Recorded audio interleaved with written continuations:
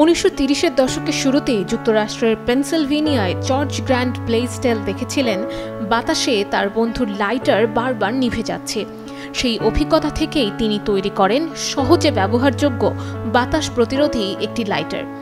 1933 সালে বাজারে আসে প্রথম জিপো পকেট লাইটার, যা এখন ব্র্যাডফোর্ডে জিপোর মিউজিয়ামে সংরক্ষিত।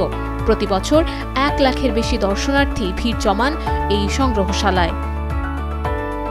শুধু টেকসই ডিজাইন নয়, প্রায় 100 বছরের ইতিহাসে জিপো ব্র্যান্ড হয়ে উঠেছে বিশ্বজুড়ে জনপ্রিয়।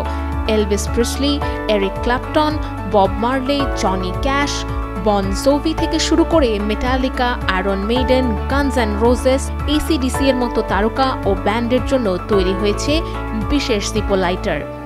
হলিউড সংস্করণের সবচেয়ে জনপ্রিয় জিপো ছিল James Bond, Charlie Chaplin, Marilyn Monroe ও জেমস টেনের ডিজাইন। এমনকি মার্কিন গায়ক ফ্র্যাঙ্ক সিনাট্রার দাফনের সময়ও তার জিপো লাইটারটি সঙ্গে রাখা হয়েছিল।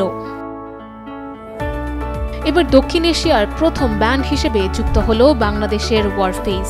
চলতি বছরের শেষ দিকে বাজারে আসছে তাদের জন্য তৈরি বিশেষ জিপো লাইটার। দুটি ভিন্ন ডিজাইনের এই লাইটারের এক পাশে থাকবে ওয়ারফেজের অ্যালবাম আর্ট, অন্য পাশে থাকবে ব্যান্ডের লোগো। যুক্তরাষ্ট্রে তৈরি লাইটারটি নভেম্বরে বাংলাদেশের বাজারে পাওয়া যাবে। ওয়ারফেজের দলনেতা ও ড্রামার শেখ মনিরুল টিপু বলেন, এত কিংবদন্তির সঙ্গে জিপো কাজ করেছে, সেখানে আমাদের নাম থাকা নিঃসন্দেহে গর্বের। প্রায় 4 দশক ধরে চলা ব্যান্ডটি বর্তমানে কানাডা সফরে রয়েছে।